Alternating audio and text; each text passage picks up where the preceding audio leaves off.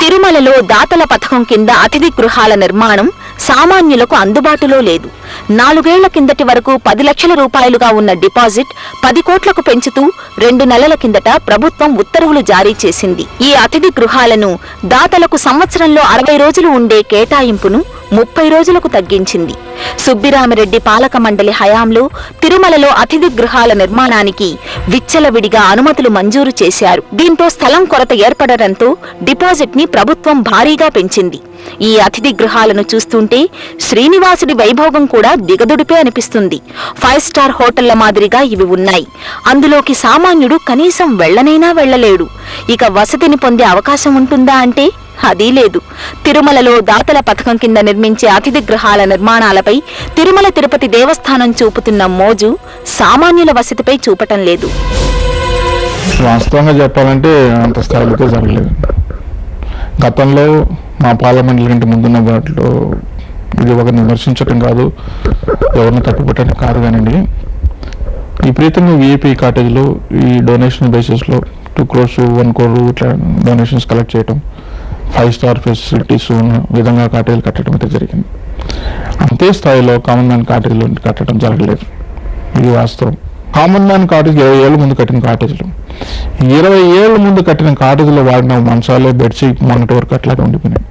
ఇది ఒక రకంగా ఎవరైనా ఆ స్థలంలో మనమున్నా, మీరున్నా, నేనున్నా, ఇక తిరుమలకు వచ్చిన తర్వాత ఏంటి ఇది ఇట్లా ఉంది పరిస్థితి, 20 ఏళ్ళ ముందు వేసిన బెడ్లు కాట్లు అంటే ఎట్లా ఉంటాయి అన్నప్పుడు దాన్ని చాలా సీరియస్గా మేము తీసుకుని ఆ బెడ్లు కాటలను కూడా మార్చడం జరిగింది. మేము కట్టిన 350 కాటేజీలు కాదు, ఇంకా 350 కాటేజీలు 450 కాటేజీలు కామన్ మ్యాన్ కట్టాల్సిన అవసరం అయితే ఎంతైనా ఉంది. पब्लिक रिलेशन ऑफिसर्स इधर नहीं, वो बहुत अच्छा टेम्पल है, इधर को बराबर से कोऑपरेट करके वो स्टाफ इस बराबर नहीं, प्लीज हेल्प करो, तू हेल्प करो, पब्लिक को हेल्प करो, it is my request. Only system online unte saripotada. What is the way of queue? How is this is called a queue? What is the management doing? From 1 o'clock we are waiting here and the stupid public is doing like this. You should have any policy for a queue also, right? This is not called as a queue. Only being updated online systems doesn't make sense. రోజుకు స్వామివారు సేద తీరేది కేవలం 2 గంటలే. రాత్రి 1 గంటకు ఏకాంత సేవతో దర్శనాలను ఆపేస్తారు. ఉదయం 3 కాకముందే సుప్రభాతంతో మేలుకొలుపు పాడుతున్నారు. ఇందులో సేవలు పోను స్వామి దర్శనానికి మిగిలే సమయం 14 గంటలు. ఆ 14 గంటల్లో 2-3 గంటలు 500 మంది వీఐపీల కోసం కేటాయిస్తున్నారు. మిగిలిన సమయంలో దాదాపు 59,500 మందికి దర్శనం. ఈ వచ్చిన వారిలో టీటీడీకి కావలసిన వారో, పాలక మండలి పెద్దలో, రాజకీయ ప్రముఖుడో ఉంటే వారు గంటల కొద్దీ ఆలయంలోనే తిష్ట వేస్తారు. వారు వెళ్లేంత వరకు సామాన్య భక్తుడికి నరకయాతనే. ఈ మధ్య మహాలఘు దర్శనం పేరుతో శ్రీనివాసుడు భక్తులకు మరీ దూరం అయిపోయాడు. దూరం నుంచి స్వామివారు స్పష్టంగా కనిపించటం లేదని సామాన్యుల వేదన. నిత్యం స్వామిని దర్శించుకునే భక్తుల్లో ఎక్కువ మంది సామాన్యులే. స్వామికి వచ్చే కోట్లాది రూపాయల హుండీ ఆదాయంలో ఎక్కువ భాగం కూడా వీరిదే. ఏళ్ల తరబడి ముడుపులు కట్టి భక్తితో శ్రీనివాసునికి మొక్కులు సమర్పించుకుంటున్నారు. అలాగే తలనీలాల ఆదాయం కూడా వీరి సమర్పితమే. ఏటా తలనీలాల ద్వారా రమారమి 90 కోట్ల ఆదాయం లభిస్తోంది. లైన్లో నిలబెట్టేశారు గంటలు, 2.5 hours 100 రూపీస్ ఇచ్చి ఇలా ఉంది మాది పరిస్థితి. దీనికి ఏంటి మార్గం ఏంటి? అందరూ కొత్త ఈయోలు అందరూ వస్తారు, కానీ లైన్ కరెక్ట్గా రెగ్యులేట్ చేసే వాళ్ళు ఎవరూ లేదు. Nobody is interested in this. Regulate చేసి పంపిస్తే బాగా అందరు చూడొచ్చు దర్శనం. అది చేయరు. ఇప్పటివరకు పేపర్లో రాలేదు, ఎక్కడ రాలేదు, ఎవరు నోబడీ ఈజ్ బాదర్డ్ అబౌట్. సిస్టమేటిక్గా ఎవరు చేయరు. June 30 రెగ్యులేషన్ సరిగా లేదు. లైన్ లోపల చూడండి, ఇంకా మిమ్మల్ని అలౌ చేయరు లోపల, కానీ లోపలైతే కావాలని ఇలా వదిలేస్తారు అనమాట. ఒక 500 మంది ఒకటేసారి వెళ్ళిపోతారు లైన్లో. స్టాంపీడింగ్ క్రియేట్ చేస్తున్నారు. That is a problem. Token సిస్టాలు ఇచ్చాక 11 గంటలకి మీకు దర్శనం అంటే కనీసం 1 అవర్లో దర్శనం అవ్వాలి కదా, లేదా కాంప్లెక్స్లో క్యూ కాంప్లెక్స్లో కూర్చోబెట్టాలి. ఇలా లైన్లో తీసుకొచ్చి అవర్స్ టుగెదర్. ఇప్పుడు పిల్లలు యూరినల్కి వెళ్ళారు, దేనికి వెళ్ళారు, వాటర్ ఫెసిలిటీస్ లేవు, ఎవరు అసలు ఆలకించిన దాతలే ఇటుపోయి చూసిన వాళ్ళు లేరు. మరి విఐపి ట్రీట్మెంట్ ఇస్తున్నారో కావాలని భక్తుల్ని ఇలాగా మరి తిరుపతి రాకుండా చేయడానికి ఈ పాలక వర్గం నిర్ణయించుకుందో మాకు అర్థం అవటం లేదు. టైంలో విఐపి వాళ్ళు వచ్చారు అనేసి వీళ్ళందరినీ ఒక 50 రూపీస్ లేదు, ఫ్రీ దర్శనం ఏం లేదు, అందరినీ ఒక తోసి పడేశారు.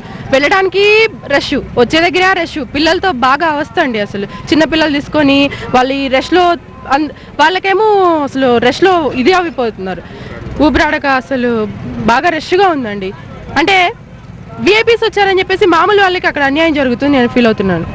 మెయింటెనెన్స్ బాగాలేదండి, మేనేజ్మెంట్ అన్నట్లు ఈ మెయింటెనెన్స్ చేయడం బాగాలేదు. విఐపీ వాళ్ళకి ఎక్కువ ప్రిఫరెన్స్ ఇచ్చేసి నార్మల్ వాళ్ళని 50 రూపీస్ 60 రూపీస్ జనరల్ అందరినీ ఒకే దగ్గర తోసేస్తున్నారు అనమాట. క్యూలో లైన్గా వస్తే అందరూ ఇదిగా ఫీల్ అవుతారు. అలా కాకుండా క్యూ ఆపేసేసి మెయిన్ డోర్ నుంచి వెళ్ళిందే వరుసగా పంపించేస్తాం. నిత్య వైభోగ చక్రవర్తి అయిన శ్రీనివాసుని సన్నిధిలో భాగ్యవంతులదే భోగం.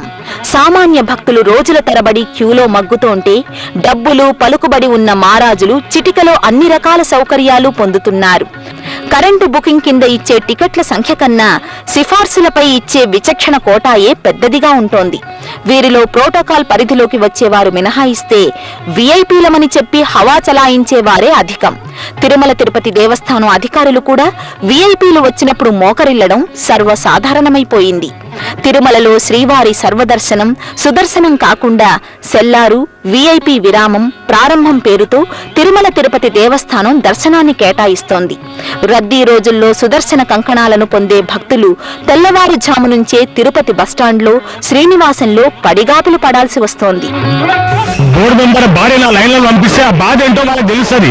జనాల బాధ వాళ్ళు పట్టించుకుంటలేరు. ఎంత ఘోరంగా అవుతుందంటే అక్కడ అంత ఘోరంగా తయారవుతుంది. జరగట్లేదు, అస్సలు జరగట్లేదు. డబ్బుల జోల చూస్తున్న వాళ్ళు అందరూ వెళ్తారు, ఎవరో లేదు, అసలు ఏం జరగట్లేదు. ప్రభుత్వాలు ఎన్నో వచ్చినవి, ఇంత దారుణంగా ఇంత అమానుషంగా ఈ తిరుపతి దేవస్థానం ఇంతవరకు ఎప్పుడు కష్టపడలేదు. దీని మీద ముఖ్యమంత్రి గారు కూడా కఠినమైన చర్యలు తీసుకోవాలా. మంచి నిస్వార్థమైన మనసు కల వాళ్ళకి ఆ బోర్డు అప్పచెప్పాలా.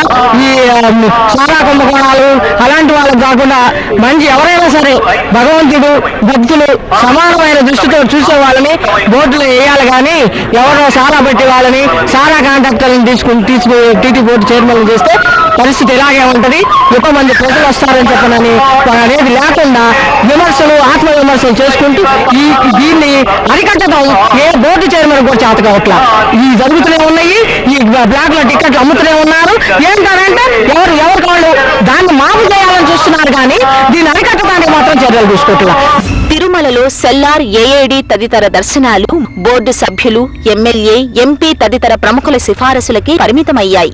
దీంతో దళారీలు ఇబ్బడి ముబ్బడిగా దండుకుంటున్నారు. దీని వెనుక పెద్దల హస్తం ఉందనేది బహిరంగ రహస్యమే. ప్రతిసారి విజిలెన్స్ దాడుల్లో చిన్న చిన్న చేపల్ని పట్టుకుంటున్నారే తప్ప పెద్ద కొండలని కదపలేకపోతున్నారనే ఆరోపణలు వినవస్తున్నాయి. ఆర్జిత సేవా టికెట్లను advance booking, online, current booking, విచక్షణ కోటా కింద కేటాయిస్తుంటారు. తిరుమల తిరుపతి దేవస్థానం ఈ బాధ్యతను తిరుమలలోని విజయ బ్యాంకుకు అప్పగించింది. వీటిలో సామాన్యులకు అందేది అడ్వాన్స్, కరెంట్ బుకింగ్ల ద్వారానే.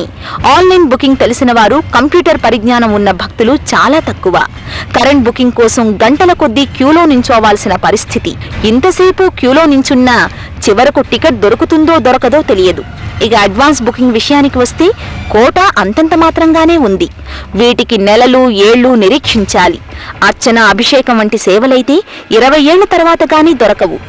సిఫారసు ఉంటే ఒక్కరోజు ముందే దొరికేస్తుంది. ఓ పక్క వీఐపీల కోసం దర్శనాలను కేటాయించటం, మరోపక్క వారి కోసమే అన్నట్లు ఆర్జిత టికెట్లను ఇస్తుండటంతో సామాన్యుడికి స్వామి దర్శనం దుర్లభమవుతోంది. వీఐపీ దర్శనాలను రద్దు చేసి ఆర్జిత సేవలన్నింటినీ శ్రీవారికి ఏకాంతంగా నిర్వహిస్తూ ఆ సమయంలో భక్తులను దర్శనానికి పంపించడం ఒక్కటే దీనికి పరిష్కారం.